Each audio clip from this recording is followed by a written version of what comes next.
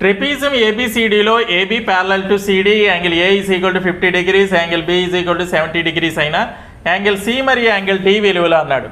A B C D సమలంబ చతుర్భుజం ట్రెపీజియంలో ఏబి ప్యారలల్ టు సిడి అని ఇచ్చేసాడు. Angle A is equal to 50, angle B is equal to 70 degrees ఇచ్చాడు కదా. చూడండి, ట్రెపీజియంలో ఇక్కడ ఈ రెండు సమాంతర రేఖలు కాబట్టి ఆసన్న భుజాల మొత్తం ఇక్కడ మాత్రమే ఈ రెండు A plus D is equal to 180 అవుతుంది, B plus C is equal to కూడా 180 అవుతుందమ్మా. ఇవి కో ఇంటీరియర్ యాంగిల్స్, సహ అంతర కోణాలు అంటాం. సో యాంగిల్ డి అంటే యాంగిల్ డి కావాలంటే మనం ఏం చేయాలి, 180 మైనస్ 50 degrees చేస్తే 130 వస్తుంది. అదేవిధంగా యాంగిల్ సి కావాలంటే 180 degrees మైనస్ 70 degrees చేస్తే ఇది 110 degrees వస్తుంది. Right, angle C is equal to 110 degrees, angle D is equal to 130 degrees.